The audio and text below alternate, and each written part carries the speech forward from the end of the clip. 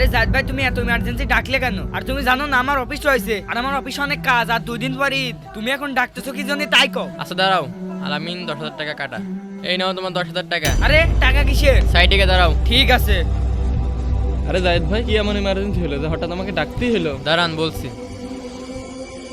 নোমান 10,000 টাকা কাটা। আরে টাকা কিসের? আপনিও সাইডে দাঁড়ান। মাথাটাতে সমস্যা নাকি বুঝলাম না। আরে তোমরা তো আগে চলে আইছো। আরে হ্যাঁ চলে আসলাম, কি করব সকালের থেকে এরকম করে জ্বালাচ্ছে, না আসে পারি? আরে কি হয়েছে জাহিদ ভাই, আমাকে ডাকছো কেন? দাঁড়াও বলছি। আবির 10,000 টাকা কাটা। আরে টাকা দিছো কিসের? দাঁড়াও তোমাদেরকে বলছি। শোনো, আমরা যে 7 ভাগে কুরবানি দিতে চেয়েছিলাম, এখন এই কুরবানি দেওয়ার পর যদি কবুলই না হয়, তাহলে তো কুরবানি দিয়ে আমাদের কোনো লাভই নেই। আরে আমি তো এই বিষয়টা বুঝলামই না, সুদ ঘুষির ভিতরে আমার কি সম্পর্ক? তোমার চাকরিতে সুদ দিতে তোমার কোরবানি হবি কামা, সেই জন্যই তো আমার টাকা ফেরত দিল।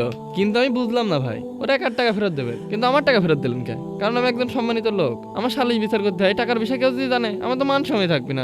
ভাই আপনি থামেন, আপনিও কম না। আপনি যে গ্রামের একজন সম্মানিত ব্যক্তি, কিন্তু আপনি তো টাকা খায় এক বিচার আর একদিক ঘুরান। এটা কি আপনার উচিত? আর শুধু তাই করেন না, আপনি তো মানুষের সাথে জুলুম করেন, আর কোনো জুলুমকারীর সাথে তো আমি কুরবানি দেবো না। আর আমি করি হালাল ব্যবসা, আমারও তো সুদ কোনতে আর ঘুষ কোনতে। এই তুমি থামো, তোমার আবার হালাল কিসের ব্যবসা? তাছাড়া এলাকায় একটা মাত্রই দোকান, সেজন্যই সবাই তোমার কাছে যায়, আর তুমি প্রত্যেকটা জিনিসের উপরে ডবল করে লাভ করো। ব্যবসা করতে হলে তো একটু করাই লাগে নাকি, সংসার চলে। তাই যদি তোমাদের কারোর সাথে কুরবানি দিই, তাহলে আমার কুরবানি কবুল হবে না।